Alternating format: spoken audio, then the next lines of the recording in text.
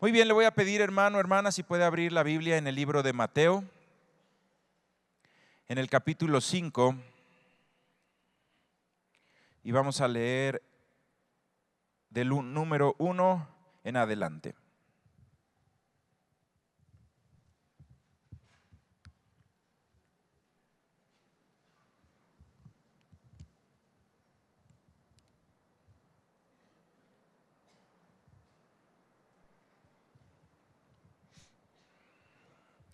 Y dice Mateo capítulo 5 versículo 1, dice: viendo la multitud, subió al monte, y sentándose vinieron a él sus discípulos, y abriendo su boca les enseñaba diciendo: bienaventurados los pobres en espíritu, porque de ellos es el reino de los cielos. Bienaventurados los que lloran, porque ellos recibirán consolación. Bienaventurados los mansos, porque ellos recibirán la tierra por heredad. Bienaventurados los que tienen hambre y sed de justicia, porque ellos serán saciados. Bienaventurados los misericordiosos, porque ellos alcanzarán misericordia. Bienaventurados los de limpio corazón, porque ellos verán a Dios. Bienaventurados los pacificadores, porque ellos serán llamados hijos de Dios. Bienaventurados los que padecen persecución por causa de la justicia, porque de ellos es el reino de los cielos. Bienaventurados sois cuando por mi causa os vituperen y os persigan, diciendo toda clase de mal contra vosotros, mintiendo. Gozaos y alegraos, porque vuestro galardón es grande en los cielos, porque así persiguieron a los profetas que fueron antes de vosotros. Amén, amén. Cuando estudiamos nosotros las bienaventuranzas, por lo general se dividen en 8, realmente son 9, pero las dos últimas son muy parecidas. Las dos últimas habla de cuando bienaventurado sois cuando te persigan, te vituperen. También dice cuando padeces persecución. Son dos bienaventuranzas muy parecidas, entonces realmente se agrupan en 8 bienaventuranzas. Las dos últimas se toman como si fuera una sola. Y estando estudiando las bienaventuranzas, llegué a un libro del pastor Max Lucado, y algo muy interesante decía el pastor Max Lucado, y es que las bienaventuranzas no fueron solamente dichas, sino que llevan un orden, y ese orden que va dando es una secuencia de lo que va siendo la libertad y la bendición en nuestra vida cristiana, de lo que va siendo la libertad y la bendición en nuestra vida conociendo al Señor Jesucristo. Y cuando las leí de esa manera, que como la enseñaba el pastor Max Lucado, me dio mucho gusto, porque es verdad, podemos ver una secuencia de hechos, cómo van sucediendo en nuestras vidas y cómo va llegando la libertad de Dios. Y estas bienaventuranzas son uno de los sermones, una de las enseñanzas más importantes que nos dio nuestro Señor Jesucristo. Así que tenemos que poner mucha atención. El día de hoy vamos a ver las primeras 4 para poderlas estudiar de una manera muy seria, muy consciente, y la próxima semana vamos a ver bienaventuranzas segunda parte, y vamos a ver de la 5ª en adelante. Entonces, dice la palabra de Dios: viendo la multitud, subió al monte, y sentándose vinieron a él sus discípulos, y abriendo su boca. Di conmigo: abriendo su boca. Sabes, el Señor Jesucristo tiene que hacer la Biblia una aclaración, porque el Señor Jesucristo no solamente enseñaba con su boca, sino que también enseñaba con su vida.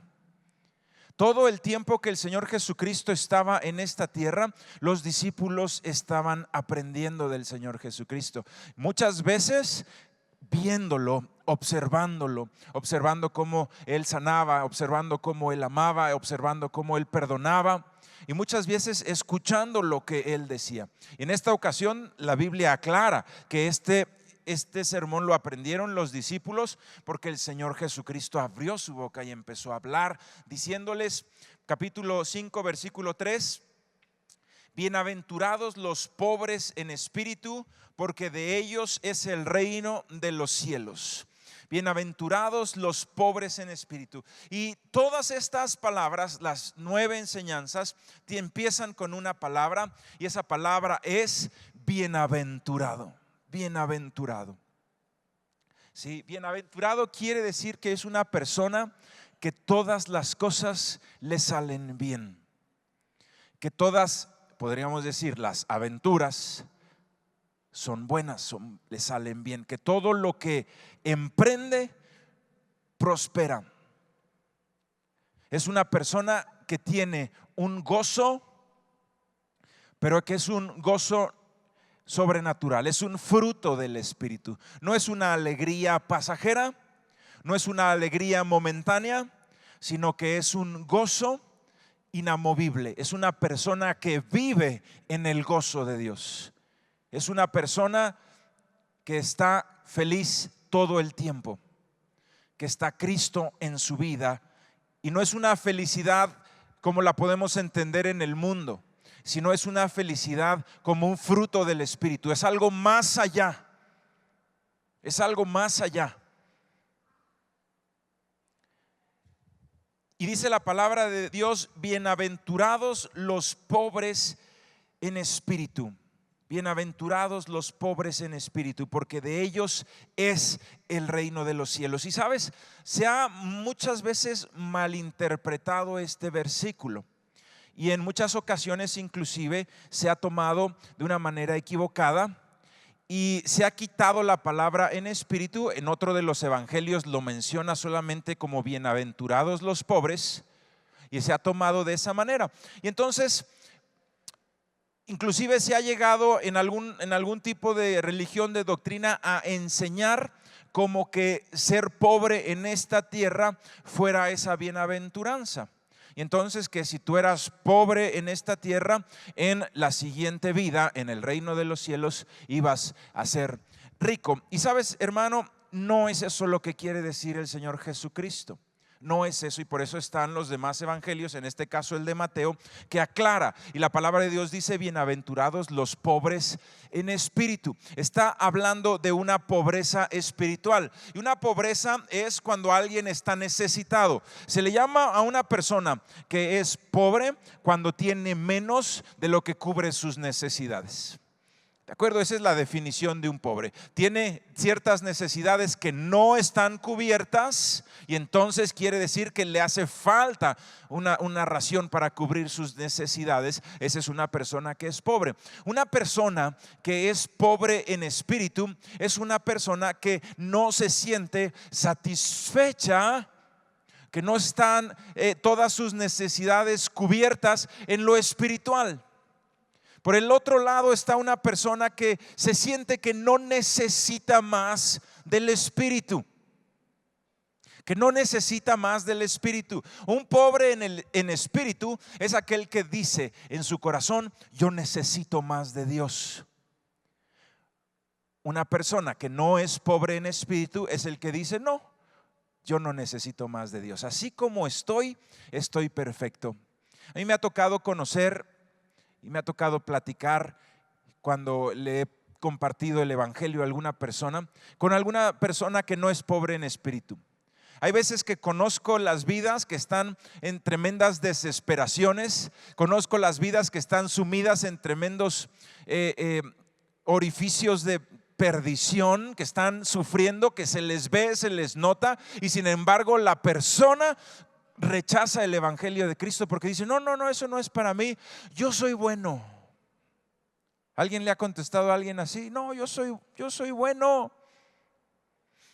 No, yo soy. Una vez estábamos en una reunión y llamaron a muchos de los pastores de aquí del Distrito Federal de México, un partido político. Entonces nos sentaron a todos y nos iban a dar una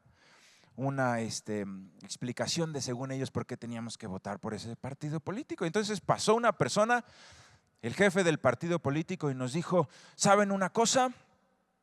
Tienen que votar por nosotros porque yo soy cristiano. ¿Sí? Y uno de los pastores que estaba ahí con nosotros, estaba el pastor Sergio, estaba yo, estaban un montón de pastores, y el más viejito de todos alza la mano. A ver, esto no es para preguntas, pero diga, pastor. Y le dice: si usted se muriera hoy, ¿se iría al cielo o se iría al infierno? Y él le dice el político, Le dice al pastor: no, yo soy bueno, todos los días me levanto pensando hacer el bien, yo soy una persona que es buena, entonces yo creo que me iría al cielo. Y el pastor dice: muchas gracias, y se salió. Dice: usted no es cristiano. Sí. Una persona cristiana es el que sabe que no es justo, sino que es justificado. Una persona cristiana es la que sabe que no es digno, sino que el Señor Jesucristo es el que lo dignificó con su sacrificio. ¿De acuerdo? En una ocasión estaba el Señor Jesucristo, y ahí donde estás en Mateo capítulo 5, solamente cámbiate al capítulo 9, versículo 11. Y esas personas que no son pobres en espíritu, sino que son soberbios espirituales, en la palabra de Dios confrontaban al Señor Jesucristo y se llamaban fariseos, eran los religiosos de ese tiempo. Mateo 9:11 dice: cuando vieron esto, los fariseos dijeron a los discípulos: ¿por qué come vuestro maestro con los publicanos y pecadores? Al oír esto, Jesús les dijo: los sanos no tienen necesidad de médico, sino los enfermos. Id pues y aprender lo que significa misericordia quiero y no sacrificio, porque no he venido a llamar a justos, sino a pecadores al arrepentimiento. Jesucristo dijo: yo vine a buscar lo que se había perdido. Entonces, si tú dices: yo soy bueno y yo no necesito de Dios, entonces tú no tienes lugar con Cristo. Wow. Por eso la palabra de Dios dice: bienaventurados los pobres en espíritu, porque de ellos es el reino de Dios. No puede ser tuyo el reino de Dios si tú rechazas a Cristo. La única forma como vas a hacer tuyo el reino de Dios es si tú sabes y si tú reconoces en tu corazón que tienes una necesidad de Dios. Y si te fijas, hermano, el primer paso en nuestra vida cristiana es reconocer que no soy perfecto, reconocer que mi vida no está bien, reconocer que necesito de Dios. Y nada va a iniciar en nuestra vida cristiana hasta que no rompamos con esa soberbia de creer que nosotros lo podemos todo, de creer que nosotros con las riendas de nuestra vida vamos a sacar adelante. Cuando una persona entonces reconoce su necesidad de Dios, cuando dice: yo no estoy completo, yo necesito de Cristo, en ese instante, hermano, abre las puertas de su corazón al reino de los cielos. En ese momento es suyo el reino de los cielos. Y ¿sabes una cosa? En ese momento deja de ser pobre. ¿Te imaginas ser dueño de un reino? ¿Tú crees que el dueño de un reino es pobre? Ahora imagínate el dueño del reino de los cielos. Aquí dice la palabra de Dios: los pobres en espíritu son bienaventurados, porque de ellos es el reino de los cielos. Entonces, cuando tú reconoces tu necesidad de Dios, pasa lo que decía el apóstol Pablo: cuando soy débil, entonces soy fuerte, porque el poder de Dios actúa en mí. Cuando yo reconozco que no puedo y entonces le puedo decir: Señor, necesito tu ayuda, en ese momento verdaderamente soy fuerte, porque dejo que el poder de Dios actúe en mí, en el nombre de Jesús. Y sabes, hermano, en nuestra vida Dios utiliza muchas cosas para enseñarnos esto. Dios utiliza muchas cosas. Dios utiliza muchas veces la enfermedad para enseñarnos a depender de Él. Cuando alguien está enfermo, corre con el doctor y corre con las medicinas y cuando nada funciona y entonces te sientes desamparado, es cuando vas a Dios y ahí te empieza a enseñar: Dios, ven a mí antes, ven a mí siempre. Cuando empezamos a depender, a aprender a depender de nuestro Dios. Un pobre en espíritu es aquella persona que dice: Señor, yo reconozco la necesidad que tengo de ti. Cuando una persona se le abren sus ojos espirituales y dice: yo reconozco que estoy mal, estoy sucio. Dice la palabra de Dios que los hombres no van a la luz para que no se manifiesten sus malas obras. Pero cuando uno de nosotros va a la luz de Cristo y te das cuenta quién verdaderamente eres, que has sido un egoísta. Y es que hay veces que dicen las personas: yo soy bueno, no he matado a nadie. A lo mejor con una pistola no, pero ¿qué tal con tus palabras? Yo soy bueno, yo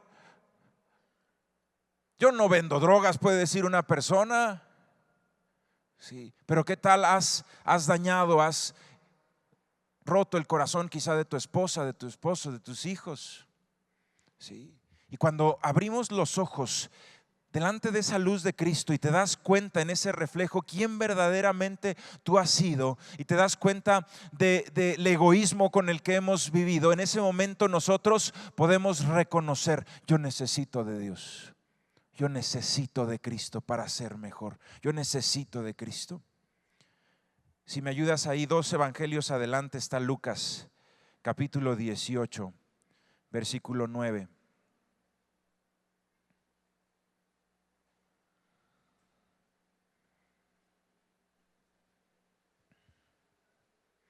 Lucas capítulo 18, versículo 9.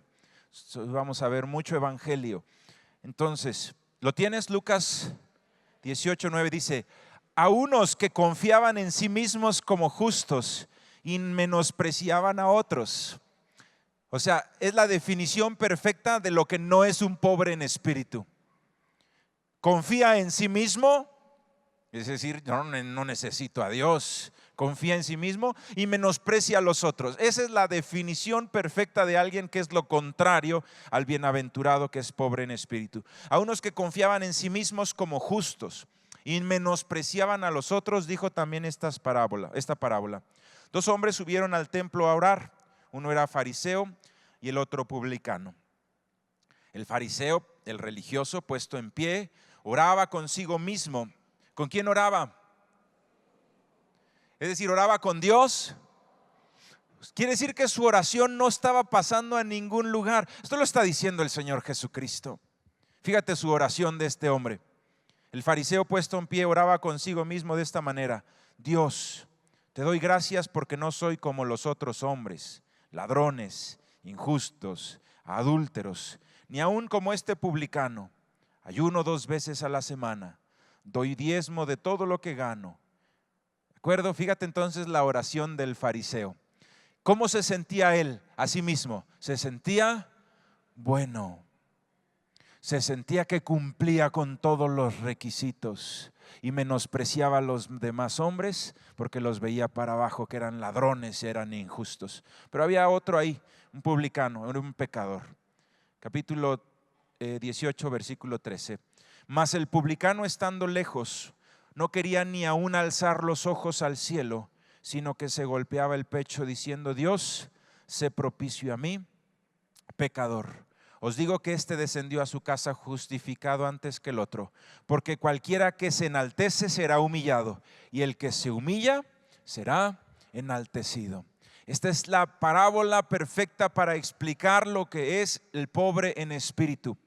El que no es pobre en espíritu se siente bueno y no tiene necesidad de ser justificado por la sangre de Cristo, porque ya es bueno. Y si ya eres bueno, entonces no necesitas expiación por el pecado. Y si no tienes la sangre de Cristo, entonces no tienes salvación y no es tuyo el reino de los cielos. Pero cuando una persona dice: Señor, perdóname porque yo he sido pecador, perdóname porque he lastimado a otras personas, Señor, perdóname porque he sido egoísta, yo reconozco que necesito de ti. Ese es un pobre en espíritu y ese es el que va a hacer suyo el reino de los cielos. ¿Cuántos dicen amén? Amén. Entonces necesitamos nosotros hoy aprender estas palabras y decirle: Señor, que sea yo ese pobre en espíritu, que no me sienta yo autosuficiente, que no menosprecie a los demás. Hermano, cuando una persona en Cristo empieza a menospreciar a los que eran pecadores o a los que son pecadores, Se le está olvidando de dónde lo sacó Cristo. ¿Sí o no? Si nosotros le decimos a una persona, tú no eres digna de Dios porque eres pecador, nada más hay que retroceder tantito en la película de tu vida y tú también eras pecador antes y Dios te llamó del pecado. Entonces debemos quitar la religiosidad como de los fariseos y poner nosotros en nuestro corazón, ser pobres en espíritu, saber que todos nosotros tenemos una necesidad inmensa de Dios, una necesidad inmensa de Dios. Hoy hablábamos con los jóvenes y están teniendo ellos un tema muy bonito que se llama En Dios haremos proezas. Y cuando estábamos hablando de este tema, se les explicaba a los jóvenes qué proezas tienes que hacer. Y la primera a la que Dios nos llamó a todos es hacernos hijos de Dios, es a conocer a Dios. Hermano, a eso vinimos a esta tierra. Por supuesto vinimos a otras cosas más. También vinimos a otras cosas, pero primordialmente tú viniste a conocer a Dios y a ser su hijo en el nombre de Jesucristo. Así que búscale con todo tu ser, búscale con toda tu alma, búscale con todas tus fuerzas. ¿Cuántos dicen amén? Número 2 dice, versículo 4: bienaventurados los que lloran, porque ellos recibirán ¿qué? ¿Qué dice? Mateo 5,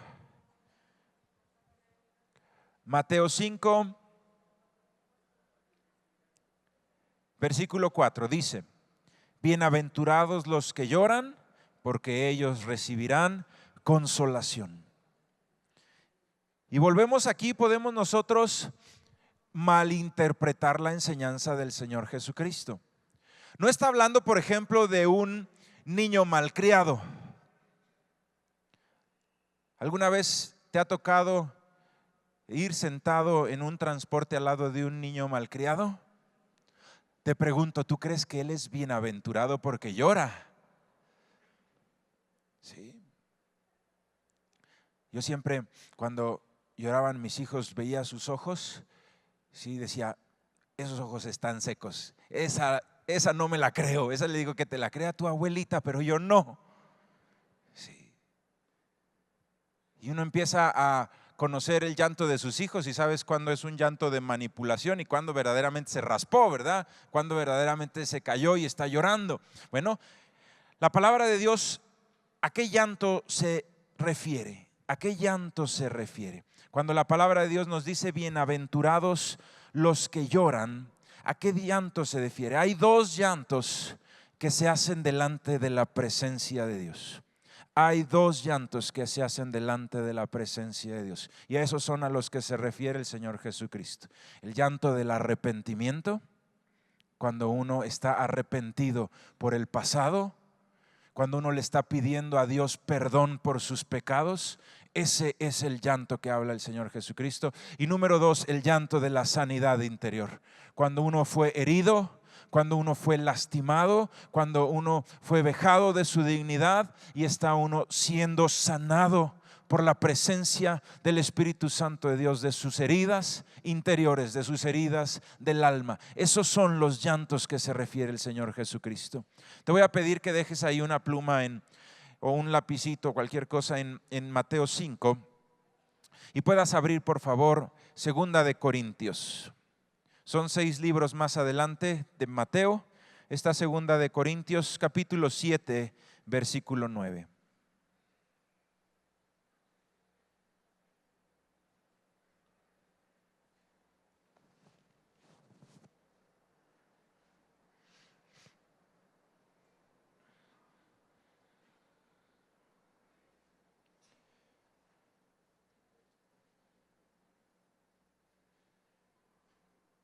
Dice versículo 9, ¿lo tiene? 2 de Corintios 7, 9.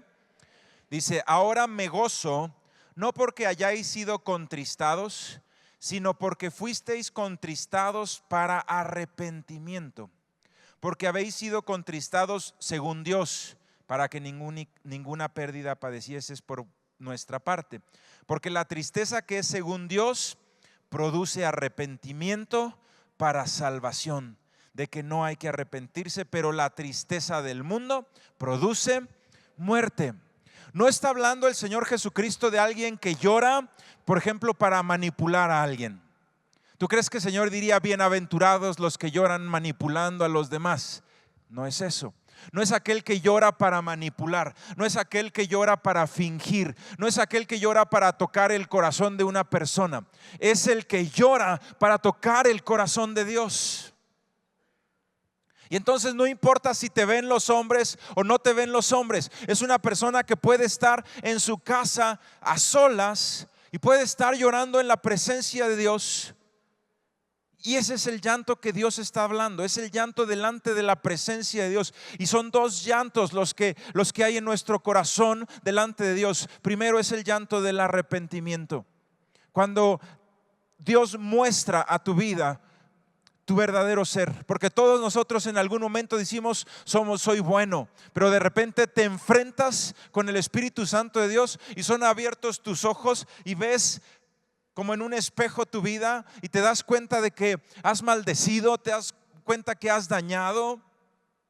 En un momento en mi vida yo creía que las desgracias de mi matrimonio eran completamente culpa de mi esposa. Y yo lo creía y yo lo sabía. Es más, yo sabía cuáles eran los comportamientos que ella tenía que estaban causando, según yo, las divisiones en mi matrimonio y en mi corazón y en mi mente. Yo estaba seguro que eso era el problema. Si alguien me hacía un test de si digo o no la verdad, era algo que yo creía, era algo que yo pensaba. Ella era la culpable de nuestros problemas matrimoniales. Pero entrando en la presencia de Dios un día, Dios me muestra mi egoísmo. Dios me muestra que yo no estaba amando a mi esposa. Dios me muestra que no la estaba yo aceptando como es, sino que la quería cambiar. Yo no te estoy hablando de pecado, sino de la forma como ella era. Cuando uno se casa, hermano, uno tiene que saber que te casaste con una persona que Dios la hizo. Y si tú quieres transformar y cambiar a la persona que Dios la hizo, entonces estás diciendo el diseño que Dios hizo no es correcto. Y así estaba yo, en ese egoísmo, creyendo que ella tenía que cambiar a como yo pensara y no ser como Dios la había creado. Y cuando Dios abrió esos ojos y me di cuenta que el problema de mi matrimonio no era ella, y que yo había estado señalando por un par de años que ella era la culpable, pero de repente entro a la presencia de Dios y Dios me dice: no es ella la culpable, el culpable eres tú y tu egoísmo. El culpable eres tú, que quieres cambiarla a ella en lugar de amarla como yo la hice.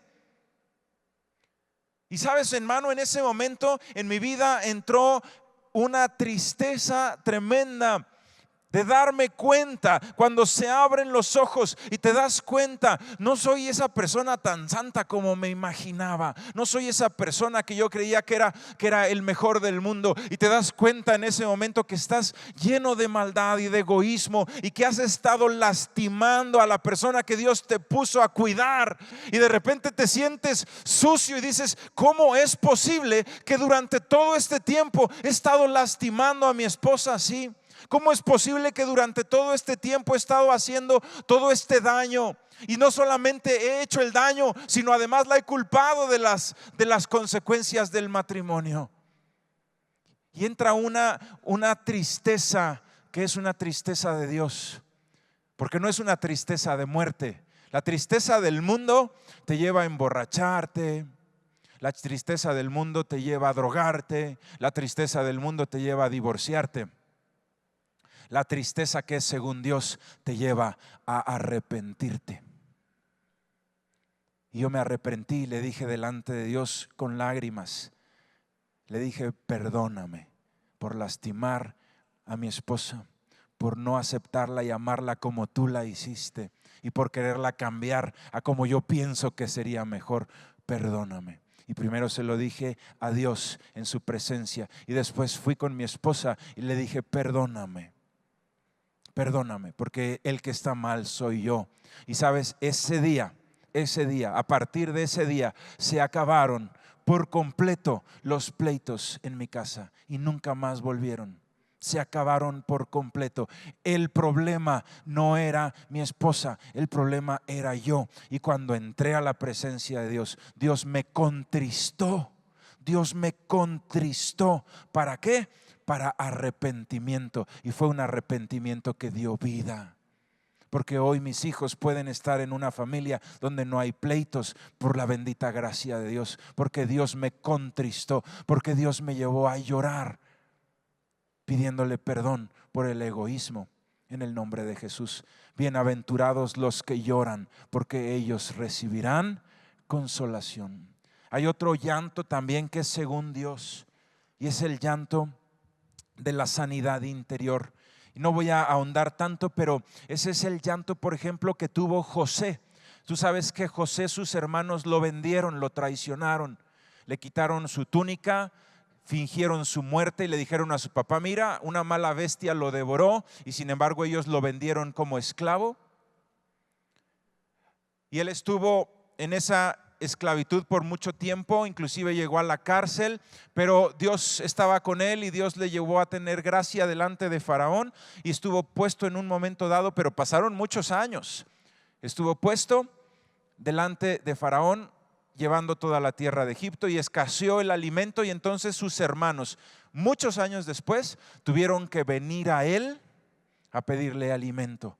Ellos no sabían que era José, pero sin embargo vinieron a él. Y dice la palabra de Dios que cuando él vio y reconoció a sus hermanos, te puedes imaginar no haber visto a su padre por años, 20 quizá años, no haber visto a su familia, no haber estado ahí, estar como esclavo en otra tierra, pues toda la maraña de sentimientos que tuvo que haber en su corazón. Bueno, dice la palabra de Dios que él se metió a su cuarto, y dice la palabra de Dios, y se dio a llorar a gritos. Así dice la palabra de Dios en Génesis. Se dio a llorar a gritos. Y la palabra de Dios dice que cuando salió de ese cuarto, se mostró a sus hermanos y les perdonó. Y les perdonó. Ese fue un llanto de sanidad interior. Cada uno de nosotros en nuestra vida pasamos por circunstancias complicadas, circunstancias que a veces son días de burlas, días vergonzosos, días donde alguna persona pisoteó nuestra dignidad públicamente, días donde alguna persona nos hirió, nos lastimó. ¿Sí? Y hay veces que estamos nosotros cargando con esa lastimadura, y la forma como el ser humano se defiende de esas lastimaduras es tratándolas de ocultar, pero no la sana. Entonces imagínate que una persona tuviera una llaga en una pierna porque se hubiera raspado profundamente y solamente la ocultara poniéndose una venda. ¿Qué va a pasar con el paso del tiempo? Esa herida que está sucia, ¿qué le va a pasar? Se va a infectar.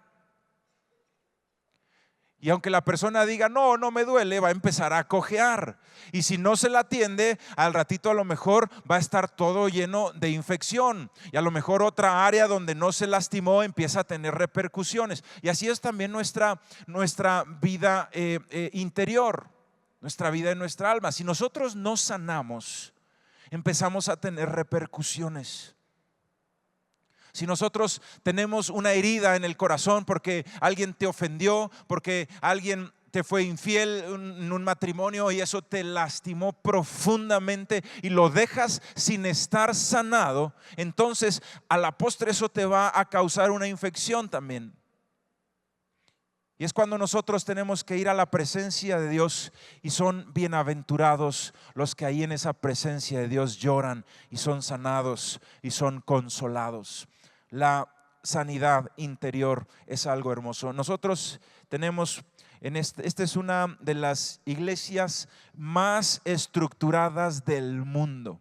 El otro día un pastor estaba con el pastor Sergio y no podía creer la estructura tan impresionante y tan preciosa que teníamos. No lo podía creer y estaba muy impresionado ese pastor de otra nación de la tierra. Pero sabes, hermano, en esa estructura nosotros creemos y sabemos que lo primero que necesita una persona para conocer del Señor Jesucristo es una sanidad interior. Y todos los que reciben a Cristo en Camino Extremo empiezan una clase para irse a un encuentro. Y ese encuentro es un tiempo de ministración de sanidad interior en todas las áreas. Es un tiempo de ministración, de sanidad interior en todas las áreas, en la familiar, en la sentimental, es donde empezamos a sanar. Es donde empezamos a sanar. Y muchas veces en los encuentros hay personas, muchísimos de nosotros, que lloramos en el encuentro. A esos se refiere el Señor Jesucristo cuando dice: bienaventurados los que lloran. Están llorando por el arrepentimiento, por sus pecados. Están llorando por la sanidad que está haciendo Dios en sus corazones. Ese es un llanto de vida. Ese es un llanto de Dios que produce vida, que produce arrepentimiento, que produce salvación, que produce bendición en el nombre de Jesús. Aquellos que podemos nosotros llorar en la presencia de Dios, esos son bienaventurados. Número 3, y si regresamos ahí donde estábamos en Mateo capítulo 5.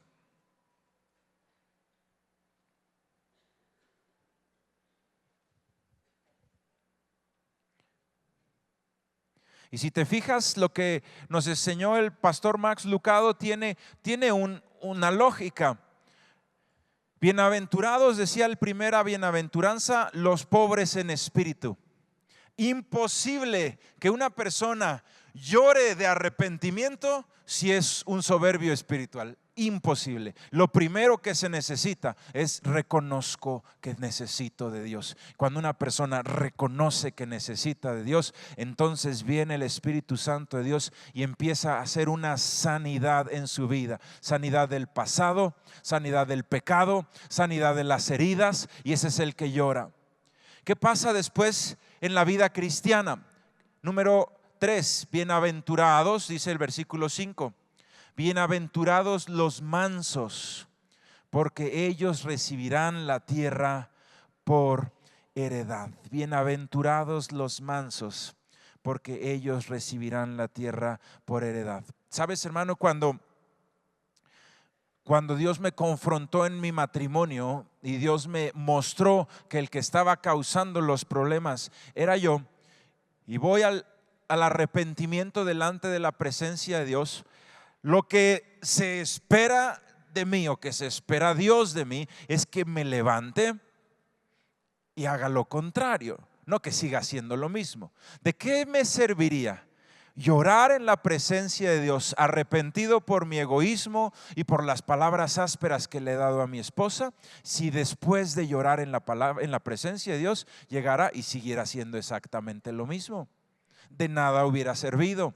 Lo que espera Dios de nosotros es que te levantes del arrepentimiento, te levantes de la sanidad y seas distinto y empieces a actuar como Dios manda, empieces a actuar de acuerdo a la manera de Dios. Y esos son los mansos.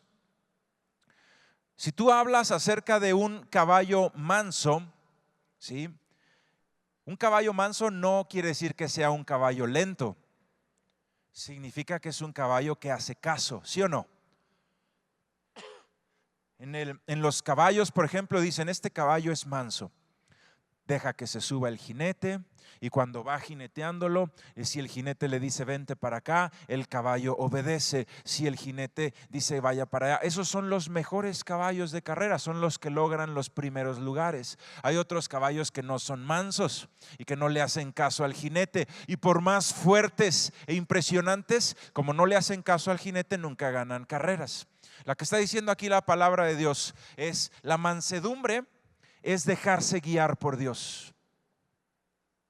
Si ya me di cuenta que necesito de Dios y que mi vida no está bien porque tengo heridas y tengo pecados, el paso que sigue es decir: Señor, voy a ser guiado por ti, voy a hacer lo que tú dices, voy a hacer lo que tú dices. Una vez más, deja ahí un papelito en Mateo 5 y vamos a Lucas. 2 evangelios hacia adelante está Lucas capítulo 6, versículo 46.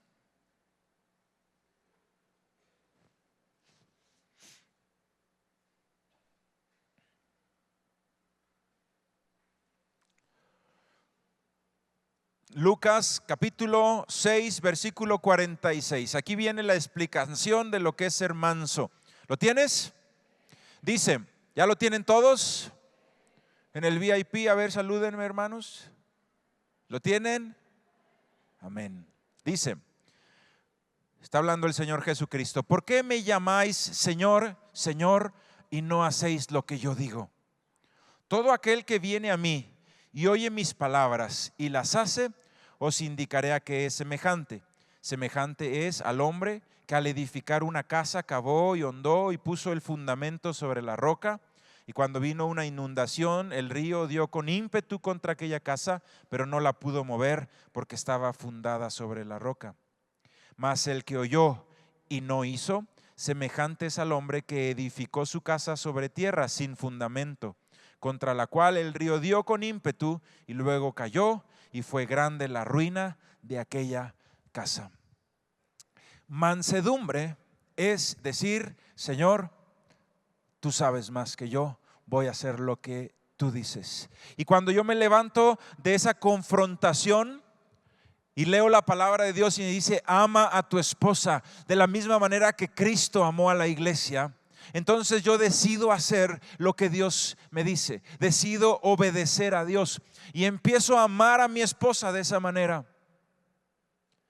Pero muchas veces no somos mansos, sino somos tercos y empezamos a debatir. Imagínate, el caballo va con el jinete: vamos a ganar, y que dijera: pero ¿por qué a la derecha? Mejor vámonos para allá. Ya se te fue la carrera. Sí, ya se te fue. Y hay muchas veces que le decimos: pero Señor, cuando escribiste este versículo de amar a tu esposa es porque no conocías a la mía. Y queremos nosotros debatir con Dios. Sí, debatir con Dios. Sí, cada que yo he tenido una duda acerca de la palabra de Dios, una vez tuve una. Cuando estaban mis hijos bien chiquitos, mi casa otra vez volvió a tener ciertos problemas. Si no lloraba uno, lloraba el otro. Ya sabes, cuando teníamos un bebé de 1 mes de nacido, una de 2 y una apenitas cumpliendo 4. Y era aquello, sí, se necesitaban más de 4 manos y no habían. Sí, y era un trabajatal. Y me acuerdo que mi esposa me decía: voy a salir un segundito y te los voy a dejar.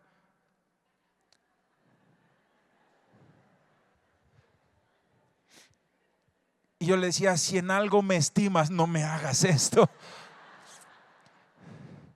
Sí.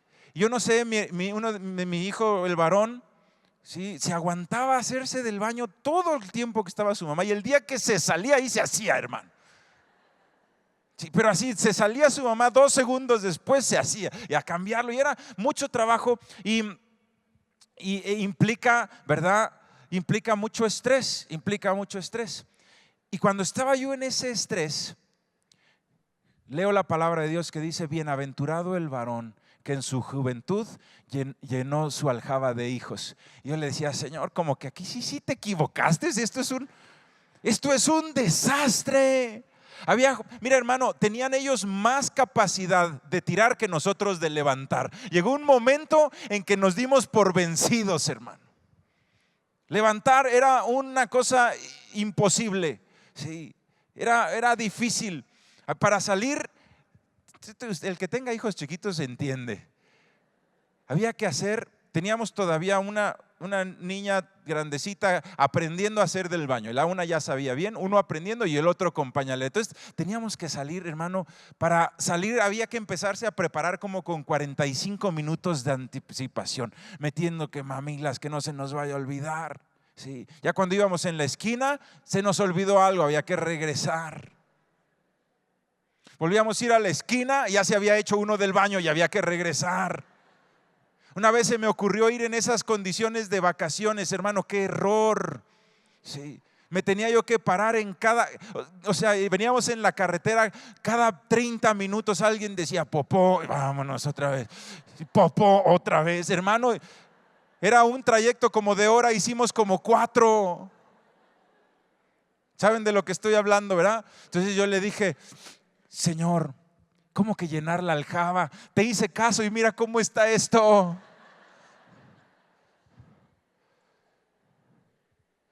Sí. Y yo le dije: Señor, esto sí no lo entiendo.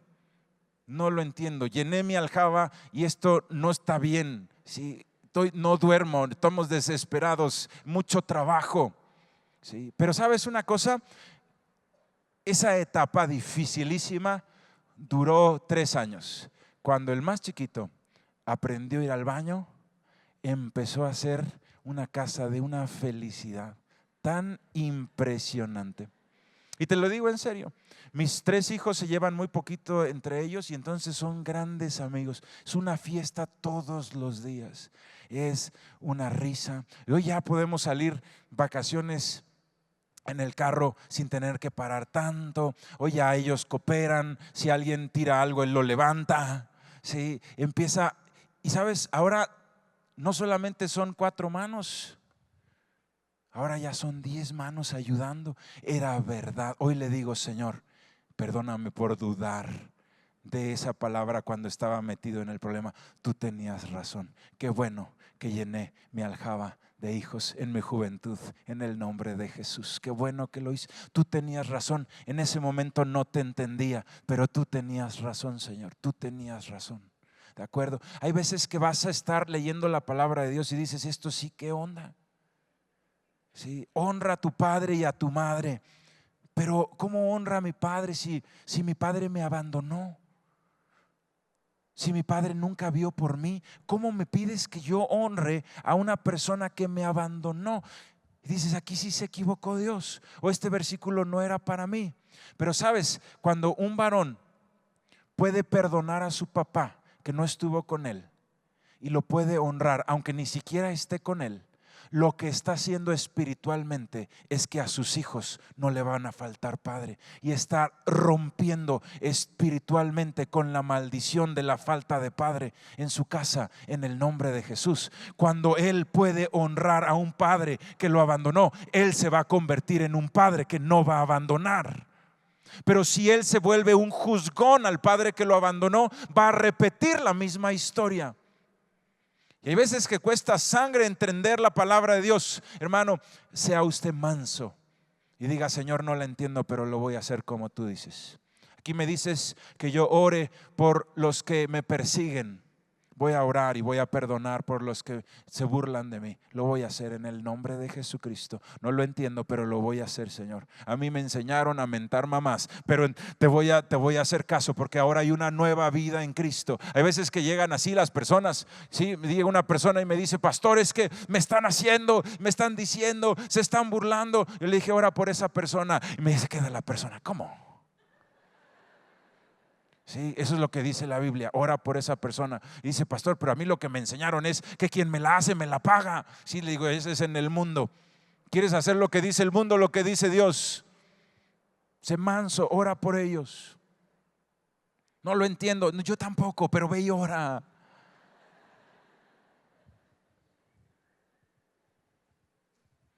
Sí. Bienaventurados los mansos, porque dice la Biblia, ellos recibirán la tierra por heredad. ¿Sabes qué? Los que son mansos, los que son guiados por Dios, lo que está diciendo ahí la palabra de Dios, esos van a ser prósperos, prósperos. Van a recibir la tierra por heredad. Van a recibir la tierra por heredad. Les va a ir bien. Dice la palabra de Dios, por torpe que seas, si haces lo que Dios dice, te va a ir bien. Y por genio que seas, pero no hace lo que Dios dice, no le va a ir bien.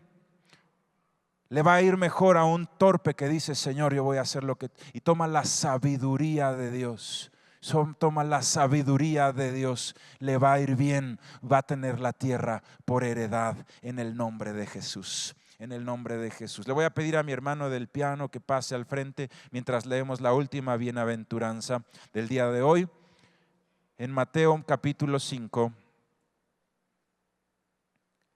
versículo 6.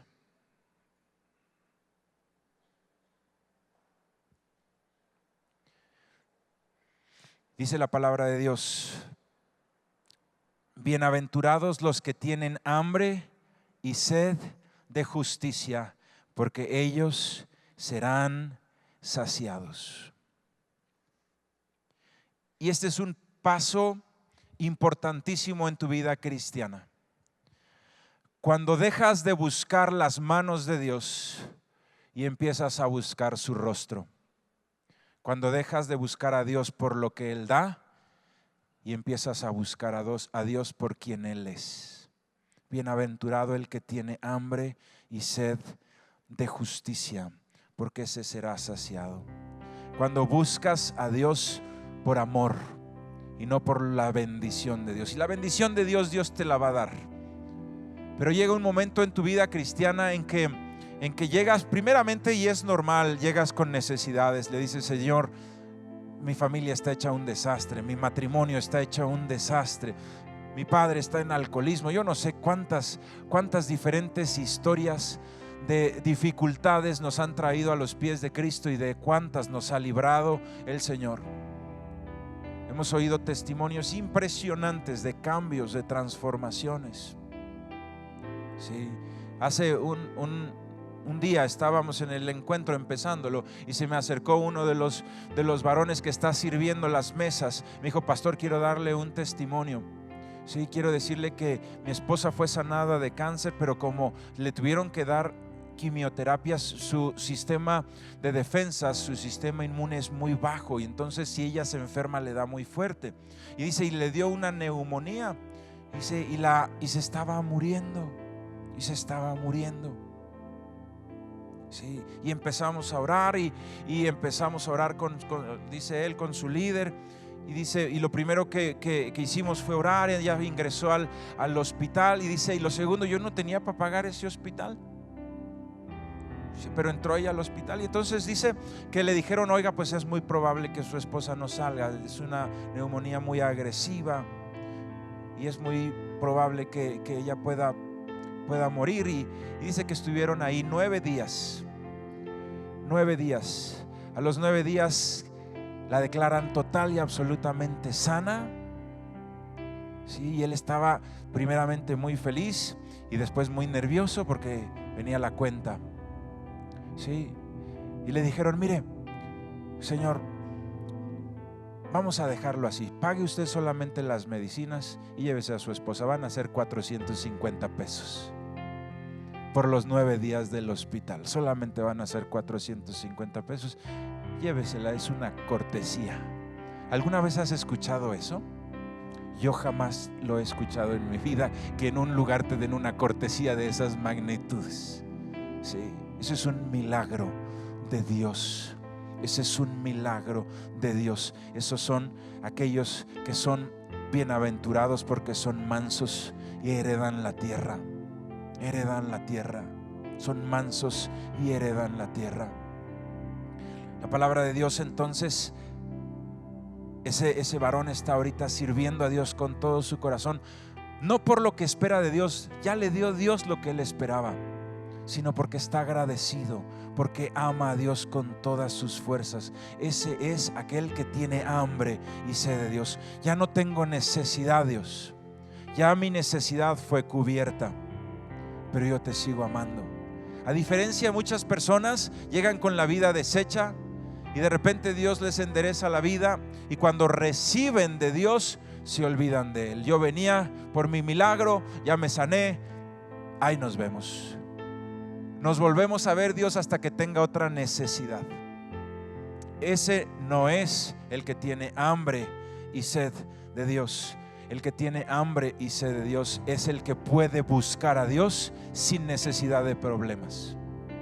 El que puede buscar a Dios sin necesidad de estar angustiado.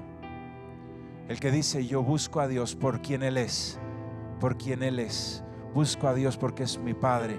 Busco a Dios porque le amo. No necesito de una calamidad para ir a la presencia de Dios. Yo habito en la casa de mi Padre. Yo habito en la presencia de mi Dios. Ese es el que tiene hambre y tiene sed de justicia. Y dice la palabra de Dios: ese será saciado.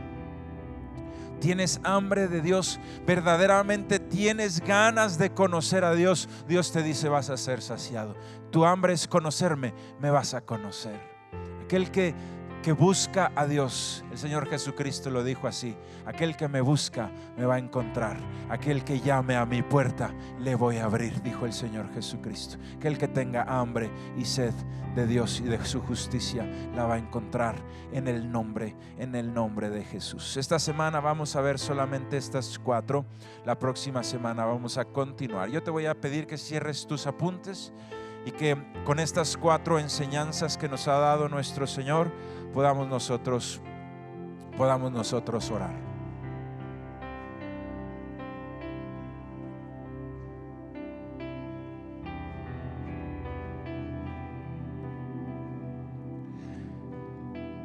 Y le pido de favor si se puede usted poner en pie y oremos juntos.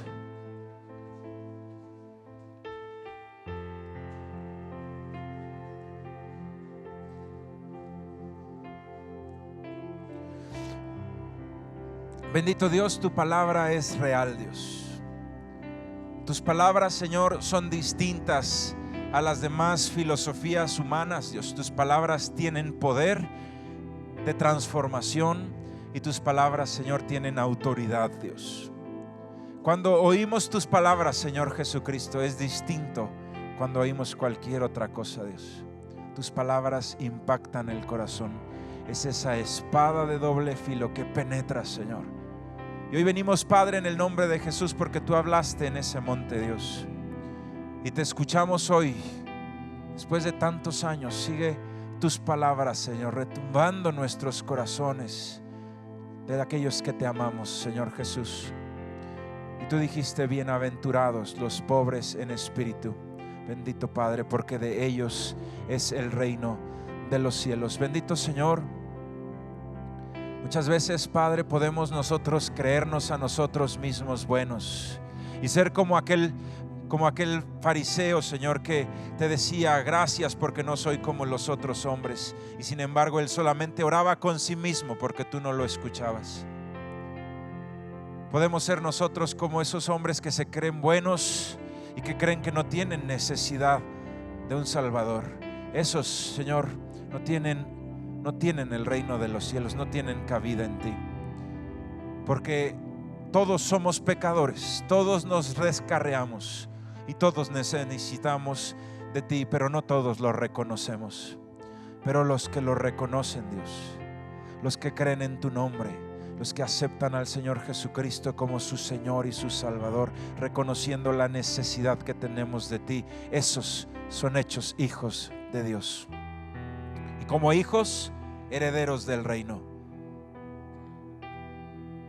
Por eso tu palabra dice: de ellos es el reino de los cielos. Bendito Dios, aquí estamos. Y dígale al Señor: yo reconozco mi necesidad de ti. Yo soy pobre en espíritu, Dios. Yo no puedo solo, yo necesito de Dios. Yo necesito de ti. En el nombre de Jesucristo, Padre, yo reconozco que necesito de ti. Si usted quiere ahí levantar sus manos y dígale: Señor, yo reconozco hoy que yo necesito de ti. Yo necesito de ti, Señor. Bendito Dios. Cada día, Señor, si me separo de ti, bendito Dios, me seco y no doy fruto, y vuelve una vez más el mal carácter, y vuelve una vez más el egoísmo, Señor. Pero bendito Dios, en el nombre de Jesucristo, nosotros hoy queremos, Señor, reconocer nuestra necesidad de ti. Reconocer nuestra necesidad de ti, bendito Salvador, bendito Señor. En el nombre de Jesús. Y hoy, bendito Señor, nosotros, Padre, reconocemos que sin ti, Padre, no podemos, que sin ti nada podemos hacer. Tú lo dijiste, Señor Jesucristo: separados de mí nada podéis hacer, pero pegados a mí vas a dar mucho fruto. Y nosotros queremos dar fruto pegados a ti, Señor, reconociendo que te necesitamos. Y una vez, Señor, reconocida esa necesidad de ti, empiezas a hacer una transformación en nuestro interior. Y muchas de esas transformaciones, Señor, son la restauración de nuestro pecado del pasado. Y viene una tristeza, Señor, quizá por el error, por el pecado que hemos cometido, pero no es una tristeza de muerte, es una tristeza de arrepentimiento. Y podemos llorar en tu presencia, Señor, pidiéndote perdóname, Dios. Y Señor, tú nos das vida a través de ese llanto, Dios. Y tú nos sanas, Señor, de heridas del pasado y nos dejas limpios, Señor, para poder restaurar nuestra familia, para poder, Señor, hacer ahora tu obra, tu voluntad, Dios. Bienaventurados los que lloran, porque ellos recibirán consolación, Padre. Te damos gracias, Señor, que cada uno de nosotros permítenos la experiencia de ir a tu presencia, Dios, y ser sanados y ser perdonados, Dios, en tu presencia, Dios. Bienaventurados los que lloran, ahí delante de la presencia de Dios seremos consolados, seremos sanados, seremos perdonados, Dios. Hoy te damos gracias, Padre, porque podemos recibir, Señor, tu palabra. Y tú nos enseñaste hoy, Señor, que el que oye tu palabra y la hace es semejante al que fundamenta, Señor, su casa sobre la roca. Y que aunque venga el río con ímpetu, Señor, su casa permanece. Bendito Dios, nosotros no queremos ser oidores olvidadizos, sino hacedores de tu palabra. Y si tú nos dices honra a tus padres, que lo podamos hacer. Si tú nos enseñas a amar a nuestra esposa, que lo podamos hacer. Si tú nos enseñas, Señor, a respetar al esposo, que lo podamos hacer, Señor. Que si tú nos enseñas a no mentir, Señor, a no robar, Padre. Si tú nos enseñas, bendito Dios, a amarte a ti por sobre todas las cosas, bendito Dios, que pongamos atención a tus palabras y las hagamos, Señor, para que nos vaya bien, para que recibamos la tierra por herencia, Padre, en el nombre de Jesús. En el nombre de Jesús. Y una vez, Señor, sanados y bendecidos, muchas gentes te dan la espalda. Como aquellos leprosos, Señor, que eran 10 y vinieron a ti y los sanaste, pero solamente uno regresó a ti a darte las gracias, Padre. Solamente uno, Señor, te buscó. Padre, nosotros queremos ser de ese uno, Padre, que no te busca solamente cuando está en necesidad y cuando recibe bendición se olvida de ti, sino que podamos nosotros buscarte siempre, en los días de angustia, por supuesto, y en los días de felicidad también. Padre, que habitemos en tu casa, Padre. Somos tus hijos, que vivamos en tu presencia, orando todos los días, leyendo tu palabra, Dios, dándote un lugar en nuestro corazón, buscándote, Padre, buscándote, Señor, en el nombre de Jesús, buscándote, Señor, en el nombre de Jesús. Nosotros te damos infinitas gracias, Padre, te damos infinitas gracias. Tú eres Dios, tú eres fiel y te adoramos con todo nuestro corazón en el nombre de Jesús, en el nombre de Jesús.